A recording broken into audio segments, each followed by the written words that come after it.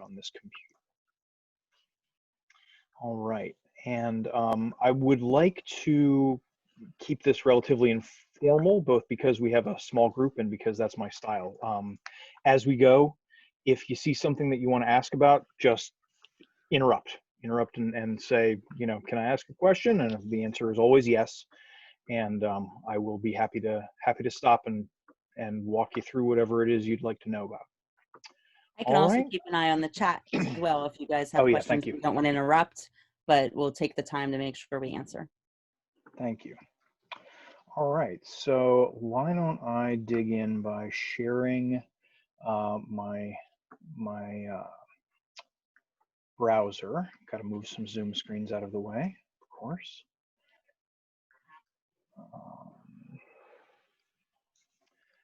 So I don't have a formal like PowerPoint presentation to accompany this. I really just like to dig in and show you what we have. Are you seeing something with module university libraries at the top? Yep. Okay, great. So I'm actually going to not start with that one. I'm going to start over here. For those of you who are unfamiliar with the Open Learning Initiative as an organization, we have been around since the early 2000s. 2001 is when we were conceived, and 2002 is when the work actually began in earnest. And our mission essentially was as a research project who were exploring efficacy of online delivery methods. And in pursuit of that, designed this platform that employs approaches that have been informed by learning science and by human-computer interaction and by computer science programming work, and this platform has been the product of nearly 20 years worth of research. And what we deliver are courses using a particular methodology now that we've settled on coming out of the research. So in order to demonstrate that, I'll just start with showing a little bit about what the course looks like. This is what a student or an instructor would see upon landing on what we call the syllabus page. With the exception of the links that are pertinent only to an instructor, the look and feel is the same. So students and instructors see essentially the same thing. It's just that students don't see the links for instructors. We have course structures of generally units and nested modules, and then inside of each of the modules you'll find pages, and there's no hard and fast rule for how large any of these things need to be, but in general modules tend to, as a rule of thumb, comprise about a week worth of work. Some courses will have 20 modules, some will have 30 modules, some will have 6 modules, but an average of about 13 to 15 is common. So it usually works out to about a week of work per module. In this case, this course is much bigger, so it would be multiple modules per week for a regular 3-credit course. But I'm gonna jump in and start with reaction stoichiometry. This is a demo course where we have students in it who are famous Pittsburghers, people like Sidney Crosby and Andy Warhol, and we've run them through this module 14 to generate some data that I'll show you in a minute. But this is what they encountered. At the beginning of the module, there was a page listing of all the pages that would be in there in the entire module, along with all of the learning objectives that they can encounter on these pages. So this is the first sort of foundational element of an OLI course, the student-centered measurable learning objective. You'll see that they tend to incorporate action verbs that enable you as a course author or as a course author to design interactive exercises that allow students to demonstrate their mastery of these learning objectives. So calculating the percent yield of a chemical reaction is something that a student could demonstrate in an interactive exercise. And so these forms of these types of learning objectives are going to be found throughout the courses. So on a typical page, you're going to have the learning objective at the top to help students understand what to expect from the instruction, and then there's going to be a little bit of instruction.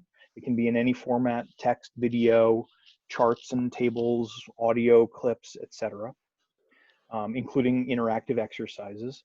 And then the OLI way is to jump right in. So as soon as you have learned a little bit of content, you're going to be asked to put it into practice in a learn by doing exercise.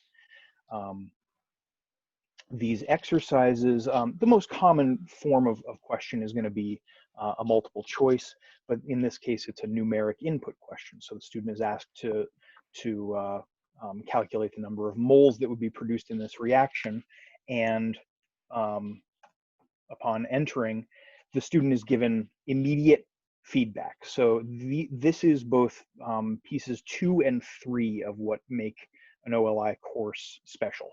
So embedded practice early and often.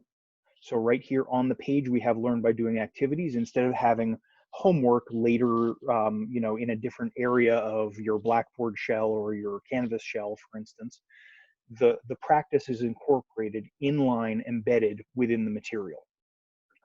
And the immediate feedback gives the instructor the ability to design feedback that speaks to the underlying misconception.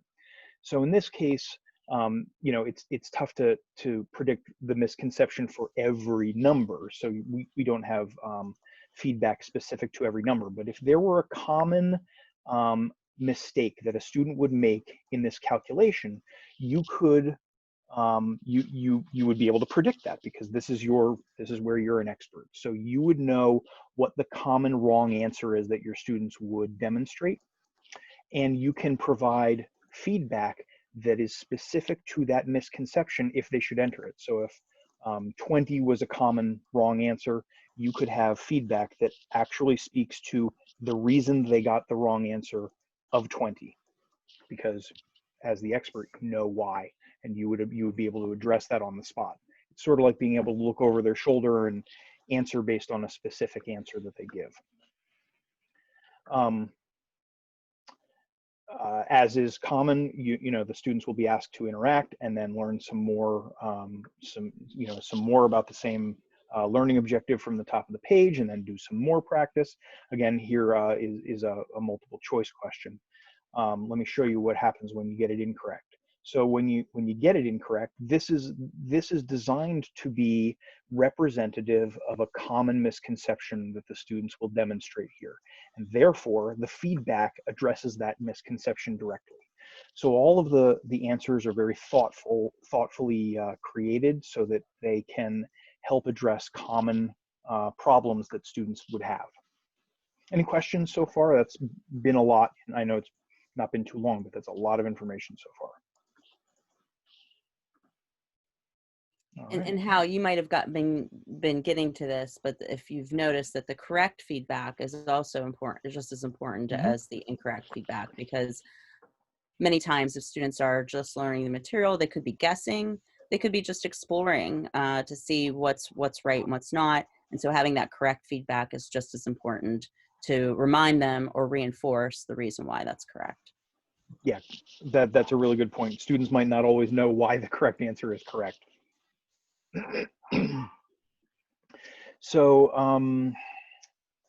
this is the oh, I'm sorry, one last important piece. Every single one of these interactions is skill tagged. So the author has defined a set of skills that are part of this learning objective. So whatever the skills are, we can take a look at it in the learning dashboard shortly. But whatever the skills are that are associated with this learning objective, you can tag and you do tag the questions with that skill, so that the more students interact with questions on that same skill, the more the system can generate a prediction of how they're doing, or I should say, give you a picture of how they're doing. It helps you understand how successful they would be if they were given a new question on that same topic. So we call this instrumentation. So skill tagging and instrumenting these questions is the last sort of like magic element of OLI. So we start with the learning objectives at the top of every page, and upon which all of the content is based. Practicing early and often, providing immediate targeted feedback, and instrumenting all of the interactions so that you can collect data on the student activities. The learning dashboard is where you visualize how your students are doing. So this is where the data comes in handy. What we've got is I've expanded that first learning objective, the apply stoichiometric relationships to calculate amounts of substances. And here are the 5 skills that are involved. These 5 skills are tagged to a series of questions in that module and perhaps throughout other areas of the course where it's applicable. And as students encounter those questions and answer them, we can build a picture of what they do and do not understand. And then we put those students into these buckets. So these students have a high learning estimate. This student has a moderate. These 2 students are struggling, so you might need to reach out to them. You can see who they are and contact them. And then these students haven't done enough work yet to generate a learning estimate. The learning dashboard also enables you to click on these skills and see what activities contribute to them. So these are the activities where 1 or more questions have been tagged with that skill. And then you can see a report down here of student performance rates. So which questions are giving them the most trouble. So these first 2 questions that are demonstrated down here, or that are presented down here, the students only got right on the first try, 1/3 of the time. So you can see where the students are struggling and maybe tailor your focus based on the problems that students are demonstrating. Other items of interest in the learning dashboard are a class participation report, where you can see how many of the activities everybody has done. Open-ended responses. So this opened up in a new window. Let me see if I can get this to open up here. Yeah, here we go. So this this is a report on a sort of survey at the end of every module that we call the My Response activity. And what it does is it presents the learning objectives and a Likert scale and asks the students to rate their ability to answer questions on that learning objective on the Likert scale with or without support. And this gives you some insight into how the students are feeling about their own learning state. It helps them stop and take stock of their learning state so that they can determine for themselves whether they feel like they're ready to move on. Because if they realize that they're answering that they need a lot of support, then that should occur to them that they're not ready to move on to the scored assessment, the quiz or the checkpoint at the end of the module. The My Response also gives you the opportunity to get their open-ended responses on what's not clear to them at this point, and are there any other questions that you'd like to ask the teacher. And what's really cool about this is that once you have this list, you can hide the student names and then share that out with the class as a way to prompt discussion or discuss, the direction of your remediation efforts in the class. So you can point out where people are saying that they're having the most trouble, and then actually, go in that direction, and the students will see that their input here is actually having, a measurable impact on the way that the course is being taught. They can also see that that their colleagues in the class are also having the same trouble. When you say, yeah, I wanted to ask a question. When you say the teacher can go in that direction, this is an online class. People are doing it at their own pace, any time of the day or night. When is the teacher intervening in this? So OLI is actually used in all forms of class instruction. So the most common is actually used as a textbook replacement in a face-to-face class with a lecture. This is, while the material itself is online and requires you to access it on the internet, there's no restriction on the type of class that you have. So if you see here that there is a particular topic that the class is struggling with, you can use that to guide whatever synchronous or asynchronous instruction that you're going to be designing. Question for you on the acquisition side. So sorry, I share this workspace with my wife, so I apologize if it's going to get loud. Erin, if it's distracting, I wouldn't mind if you took over. Okay. I also wanted to note that although we try to build all of our courses to be for the independent learner, with all of the text, expository material, and images, and videos, and activities that an independent learner would need. So most of our courses could be used as fully independent, or I think our most used model, though, is the hybrid model, where instructors are looking at this data in a regular way and tailoring their instruction accordingly.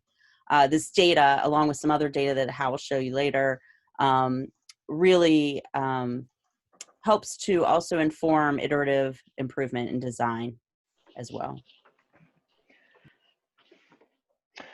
So let's jump into Echo now and take a look at what the tool is that enables you to build a course like that chemistry course. There are not a lot of bells and whistles. It's pretty flat and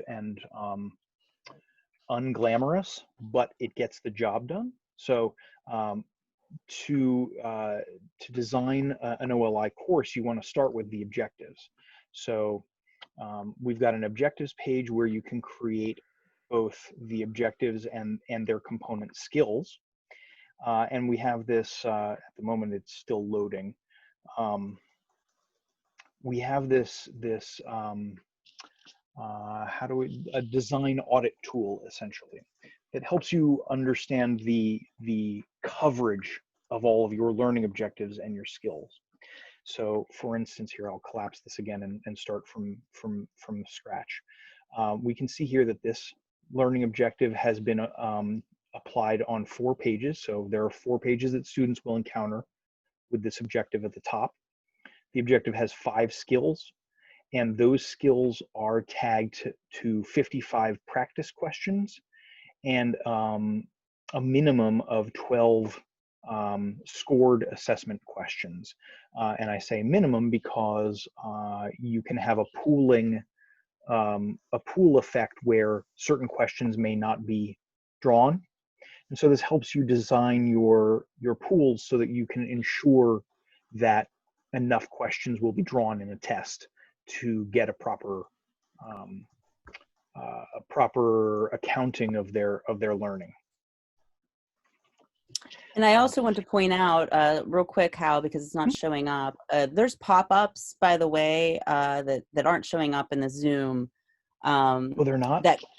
They're not, yeah. That give information, that give the detailed information about what each of those are. So you don't have to remember it. There's guidance built into the system. They're just not, for some reason, showing up on Zoom. If you give me a moment, I will switch from the browser window to the desktop I'm using. And oh, interesting. You think that'll? Yeah, I think it will. Got it. There we go. Is that better? I hope. I can see it, yeah. Let's see if the pop-ups work. Oh, there they go. Yeah. All right. So formative question coverage and summative question coverage, and then the skills themselves, as well as all of the questions where these skills are tagged and being assessed.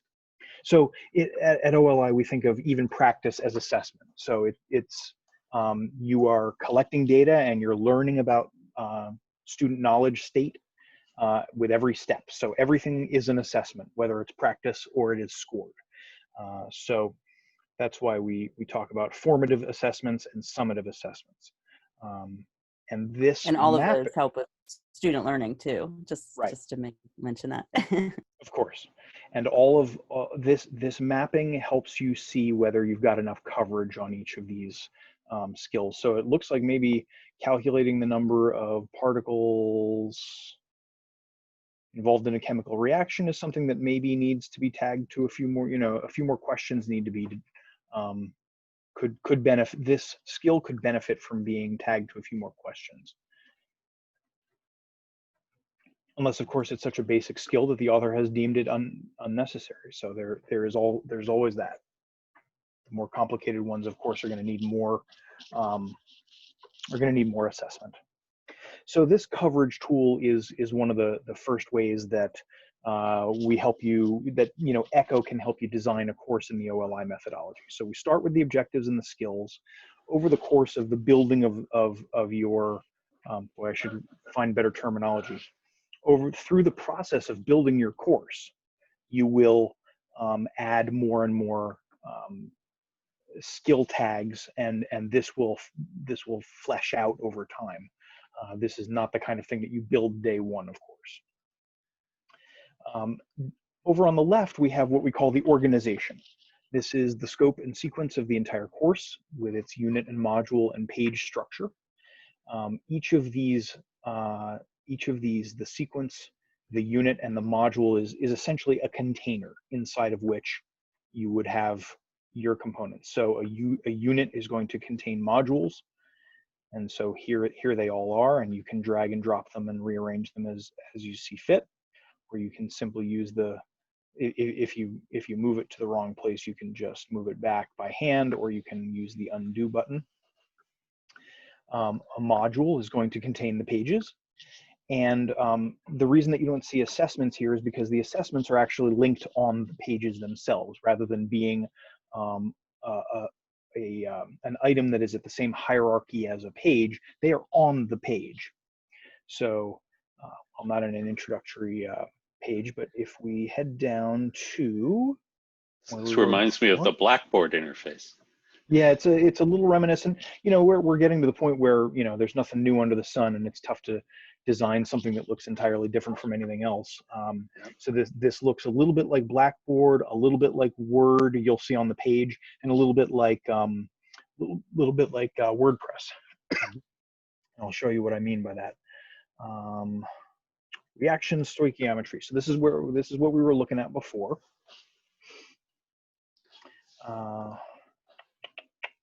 Let's go to the intro page here.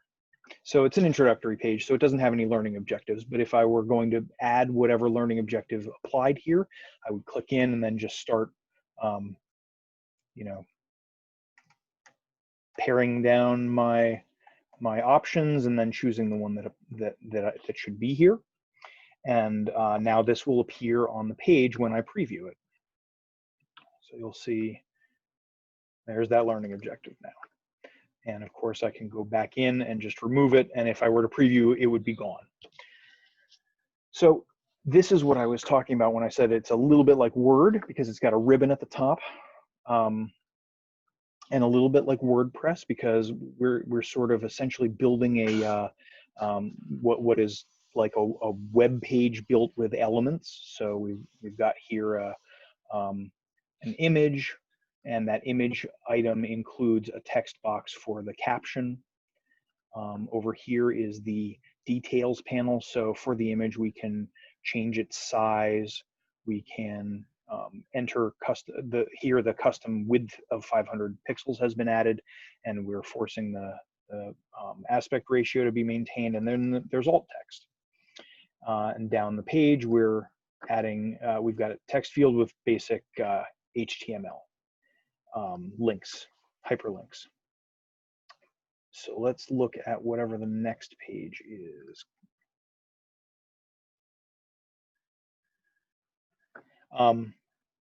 Again, text box, which you can, because these are elemental, you can just move things up and down the page, followed by an image with a caption, more text, etc. So these things are actually, really simple to build. It's just wherever you are, if you want to add something after that, you insert a new table. So here's a 3x3 table that I've just inserted. After the table, I know I need an image. So whatever the image is in my library. I can upload a new image if I haven't yet, but if I know it's in the library, then I will go ahead and insert it. And this is, you know, a really simple, clean way to build a page. And then you can go ahead and preview it and see your changes immediately. So here's my unpopulated table and my new image. The assessments, the practice assessments are going to be essentially linked on the page. So now I'm in this tutor. By the way, this is a system generated name that the author has chosen not to change, but the common practice is to give this a human readable descriptive title. It doesn't appear on the page, but it enables you and any of your collaborators to know what this assessment is assessing. It's really good for your reporting to do that. You can see that this learn by doing exercise has 2 multiple choice questions, and here are their choices. You can change the correctness assignment. You can change the point value for what for the questions. You can, here's where you tailor your feedback. So when as Aaron mentioned earlier, you want to give some reinforcement when you give your correct feedback instead of just correct. But when it's incorrect, you want to explain why. What's the misconception that they expressed or that they demonstrated here? How do you want to address that? Rather than giving, you know, throwaway answers, you want to give thoughtful answers that are based on your expert knowledge of what students demonstrate at that time that they generally struggle with. Aaron, any comments about this? No, you covered it. Okay. We have. There's also. What is the syntax of that equation specification? This appears to be MathML, which I think is what the author has used to most easily create chemical equations. So she used an external MathML equation creation tool that then outputs MathML that you can input here. MathML and LaTeX, I believe, are the 2 formats that we use for equations. And you can use those in anything, either the question stem or in the responses, and we have the ability to evaluate those expressions for correctness. Mm-hmm. And so here are the native question types that we've got. We've got multiple choice, which of course is going to be the most common. Check all that apply, which is you know, where you have to select multiple portions, 1 or more correct answers, and then submit that for evaluation. Ordering, which is like a drag and drop. Short answer. Short answer is an open-ended question in which you prompt the student to provide a thoughtful answer, and then you design the what's called expert response. So whatever their answer would be, what generic response would you like to give at that point? That's what a short answer is for. Input questions can be text, numeric, or drop down, and there are controls there that allow you to do things like ranges or precision. Text gives you the ability to give multiple correct answers. For instance, if you're going to permit different form, you know, different punctuation or account for misspellings that are common that you're willing to accept. Generally, those can be weeded out by actually giving explicit instructions. Like if you want them to put 10 ml, tell them don't spell out the word milliliters and don't leave out the abbreviation for milliliters. You know, that as long as you're explicit about what you're willing to accept, then you don't have to give you don't have to design extra feedback. Drag and drop is going to be a text-based.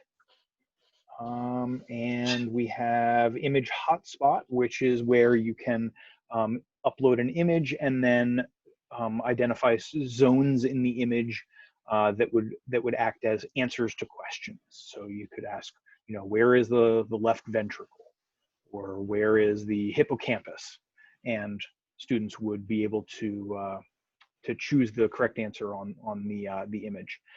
Supporting content is essentially the introductory or interstitial material, such as you know, refer to this chart for the next 4 questions. That form of you know, and then you insert an image or a video or something of the like. So this is the set of question types for practice activities. Scored activities are identical, except that they have the ability for you to incorporate pools as well. So you could create a pool for a particular skill, and then an assessment where you're actually just referencing each of those pools and saying, I want 3 questions from each, and then you get a question or an assessment where it asks the students 3 random questions from each of those pools, and you get good coverage on all the skills that you want to include.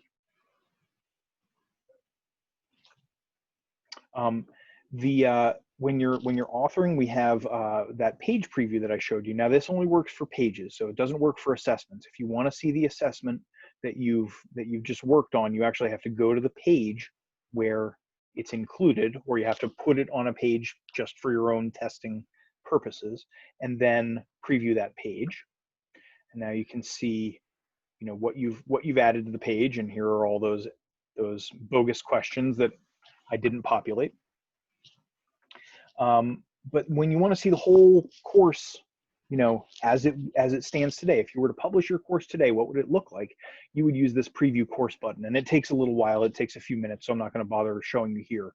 But what that does is it builds a full iteration, a full instantiation of your course as it stands. So whatever the current state is, you can go ahead and see what that would look like, with the ability to navigate from page to page. You know, of course, you can't go from page to page when you're just doing a single page preview, but that would build a full course that you can check out. And then once you've finished all of your authoring, we have a workflow tab where you can let us know you're ready to go to QA, and we will take your material and put it on a dedicated QA server, which is a mirror of our live production server, so you can do all of the testing that you need. Make sure that there are no errors, but if there are some, then you can come back to Echo and make changes. And eventually at that point, you'll be in the QA phase, and then you'll be able to request production, and we'll put your material on the production server for you to use with your students. So that's really the whole process in a nutshell. Any questions? I have a little bit more to show you, but this is really how these are the basics of building a course. And a course that is in production can be limited to just the students in your class. It doesn't become then available to the world. That is your choice. That's right. You can either make it public, and we allow OLI to offer it to people to use, or you can keep it public or private to yourself and any of your colleagues you want to use it. We have, for instance, GSU has created their own custom statistics course that has a lot of actual references to the GSU experience. And so it doesn't really make sense for us to make that public.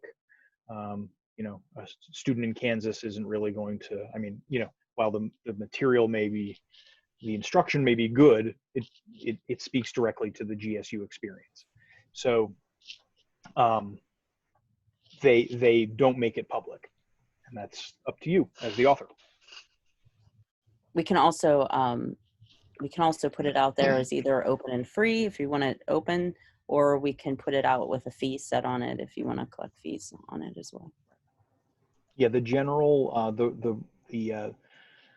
the main approach that OLI takes is that we have courses offered in 2 flavors. One is academic, where all of the material is included and it's administered by a teacher in an LMS like Blackboard, They have a roster, there's gradebook management, there's the learning dashboard, there's single sign-on, etc. That comes with a small fee. And then the same material is also available open and free, where that's just put out on the web for anybody to come and work through. There's no due dates, no teachers, and no scored assessments, no checkpoints or quizzes, because we don't want students using that material to then answer, get all the answers for their academic experience as well. We wouldn't want students who are in a chemistry course at CMU to then work through the open and free version and get all of the test answers. Yeah, so that's how we generally develop and offer courses. But for folks who want to do something more proprietary, of course, the platform's available to them as well. Yep.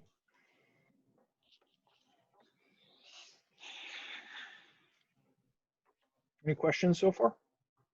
Any more questions? All right. So one of the cool things I wanted to show you guys is the other form of analytics that we have in Echo. So what I first showed you was the sort of design analytics, the coverage tools that we have on the objectives page that help you make sure that you've got enough practice questions and enough summative questions for all of your skills, and ensuring that everything is tagged properly, that you don't have skills that simply don't have any questions, or learning objectives that aren't on any pages. But over here, what we've got are improvement analytics. After you have deployed your course and some students have interacted with it, we can import a data set of their experience. And we can see how many, we've got a view here from the module University Libraries, and these are the learning objectives that you find in that module. And we also have all the skills for each of those learning objectives. So here are all the questions that locate and operate useful tools and resources on the University Libraries website include. So all of these questions have this skill tagged to them. And we can see how many students have interacted with each, what the relative difficulty is based on their wrong answers and their request for hints, how often they actually work all the way through until they get it right, and what their first answer correctness rate is. What this helps you do is identify what questions are giving your students the most trouble. And now this isn't a panacea, it's not going to solve all of your problems. What it does is it identifies areas that might need improvement or might need your attention. Was this an incredibly difficult question by design? That may be the case. If it's not, then that points to something that might need to be fixed. Perhaps you're asking too difficult a question too early. Perhaps you're actually assessing the wrong skill. Maybe the wrong skill is attached. Maybe it's something mechanical, like you have the wrong question marked correct. But in any case, having this number gives you a really good place to start when looking at targeted, focused improvement efforts between semesters. So you can say. So from my perspective, so from my perspective, I would want to know where to build in more scaffolding. So if you're seeing that students are struggling with a particular set of questions or skill, then that might be an area where you can build in more practice, or more maybe a video that takes a demonstration, the students through demonstration, or something else that might help support those students that are struggling with that particular question to get it. Sorry, Hal. Thanks for letting me. No, please. This is we're in your wheelhouse now. Yeah, this is really fantastic data to have when you're starting to see. I mean, we really believe that every course that you put out there is a hypothesis of how you think your students are going to learn it. And so this is a way of starting to test that hypothesis out and finding areas where, you thought you might have had enough material and you're finding that you don't, or maybe places where, you know, students are breezing right through it, and something you thought might be a difficult topic, and now you're realizing that maybe you're teaching it just, you know, perfectly and students are getting it. So it's all good information to have either way.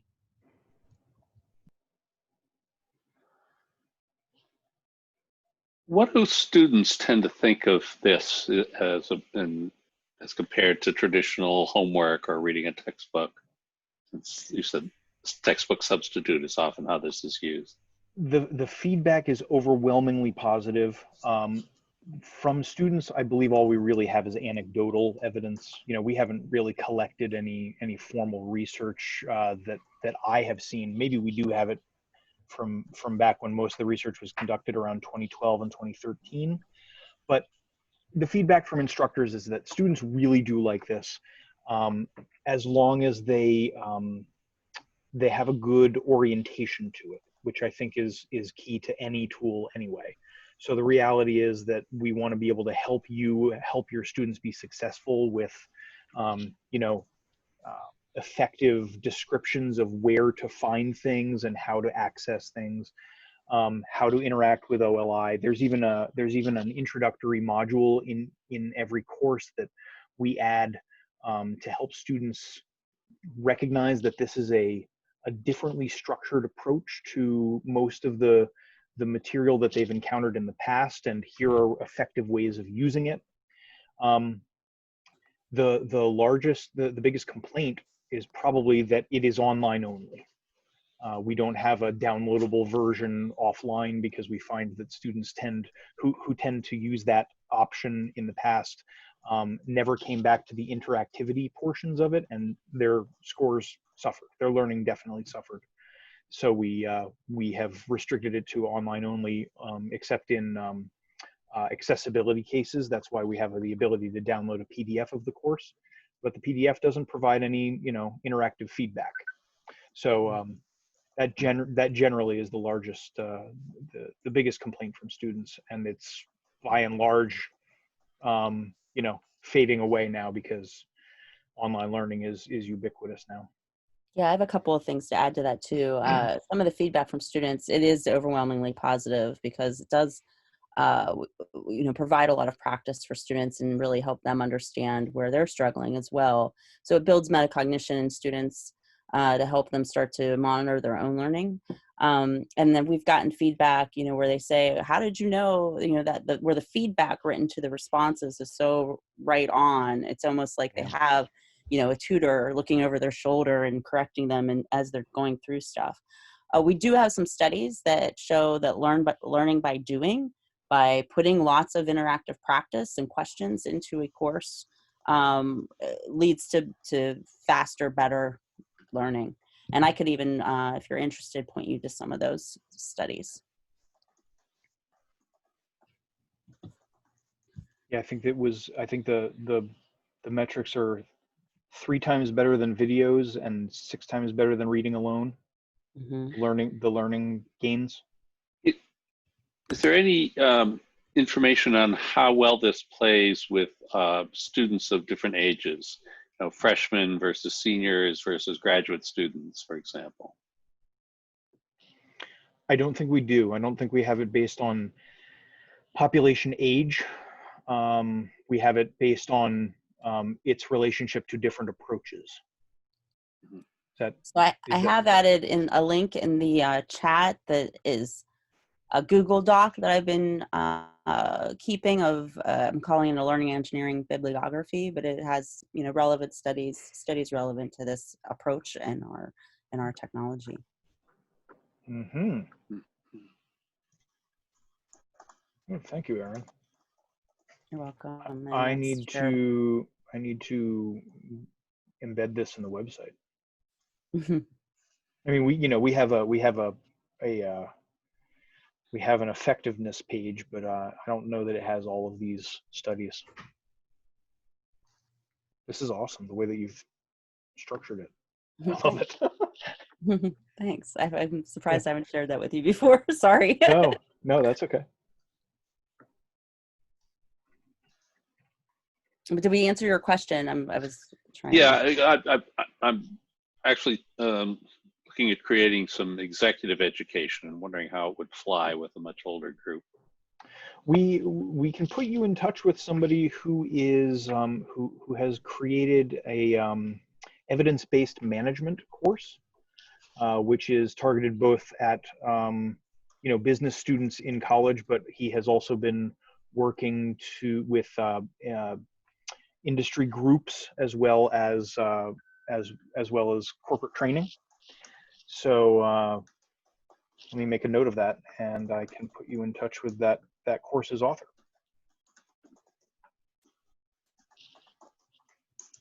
Thank you. We also have sure. We also have a healthcare information foundation, healthcare information technology foundations course, which generally is employed by people who are already in the workforce and are out of school and attempting to either move into a healthcare field or are expanding their CV, or not their CV, but their skill sets, and looking for a particular certificate. Right, and we have the ability those are to, adult learners. sorry, I didn't mean to interrupt. Nope, it's okay. Yeah, they're adult learners. We also have the ability to bolt on a certificate and even base that on completion or grade, for lack of a better word right now, score. Right. Yeah. But what I wanted to say back about, working with adult learners or even corporations, I mean, if the corporation, if the institution cares about effectiveness data, I mean, this is the way to go. There's not a whole lot of other platforms out there that provide that kind of insight into how well the materials that they've developed are performing, and how well and they could even probably use that data to do some other follow-up studies to see how that translates to actual on-the-job performance as well. So Hal, just so you know, you're still showing the bibliography in case you wanted to show something else. I didn't. We're in the Q&A session at this point, and I'm happy to show if there's anything anybody wants to see in particular. I'd be happy to show it. But otherwise, I don't have anything planned. There are other more complicated pieces to the system. We can integrate special types of activities depending on what you're working on, what kind of subject matter you're working on. So, for example, in programming courses, we have the ability for students to enter actually and do some programming right in a window in the course itself. And so we have the ability to integrate with lots of other third-party activities as well. What about interactive activities? I teach astronomy, so there are existing activities out there where you see the Earth, Moon, and Sun, and you can drag the moon around different places, and that kind of thing. Yeah, Hal's showing right now, and is probably going to go in. Our chemistry folks have pulled in PhET simulations and other types of open and free virtual labs and things into their chemistry course. So that's definitely doable. So this is one of those special activities that they found, probably open and free somewhere out on the web, and pulled it in. Yeah, I don't know. This may have been developed by Dave Yaron. Oh, this might be one of their new virtual labs, but yeah. This is probably the latest version of this course. I don't know if you've ever heard of PhET, PhET, do a lot of chemistry labs. I don't know what else they venture into, but I think I even looked into them when I was building the A&P course. But again, they're open and free, simulations and lab type things like this that we can embed. Now, to do that, should we note how, I don't know if there's an easy way to do that in Echo, but if you want to do that, we definitely can put some, give you some help and resources to help pull those in. That's right. So there are two ways typically that an external simulator or other tool would be integrated, and one is with an iframe in Echo, where on a page, let's just create a new page. On a page, you would be able to, am I going too fast for it? Yeah, I'm clicking too many things too fast. Like my daughter. Anyway, there is in that toolbar, there is the ability to add a web page. And so when you add the web page over here, you're essentially inserting it as an iframe. So if the simulation exists as there's a URL associated with it, you can insert that here, and then it will be embedded on the page. Now, what that means is that it's just there for practice. It is not instrumented. There has been no ability built in for you to skill tag that. In order to do that, we would have to engage the engineering team, who has an API methodology for, or an API-based approach for enabling you to skill tag those complicated interactions. But because they're not, what? I said, or a way around that is to, you want to offer the interactivity, but you also want to collect data as to how well that interactivity served the student in their mastery. My usual design guidance is to follow up activities like that with native question types that we have, so that they will collect the data, the follow up either about what's being demonstrated, or just straight up questions about how about the skills that you're targeting. Does that make sense? Does that not make sense? All right. The only other thing I didn't notice how I don't know that I saw you actually do this, but when you're in a page, in order to add an activity or an assessment item to a page, you go up to where it says learning on the bar up there, and that's what it inserts. So the destination, you choose the destination by highlighting the element after which you want the activity to fall. So if you want the activity to fall after this text box and before the website that you're inserting or that you're iframing in, you would come up to learning. You'd click the text box to highlight it, and then up in learning, you can either insert an existing formative assessment or create a brand new one. And now you have your new assessment, and it's there. It exists as a file in your resources. And in order to update it, you simply click on it and come in and give it your new title. I LOL for real if you saw it. And then you can change change or delete the supporting content and the existing template question and design it however you see fit, including ultimately the most important part, skill tagging, which we don't want to forget. So knowing what I know about everything, the breadth of jars, and then you'll see that it's now referenced on new page, and we can go and look at new page and find our brand new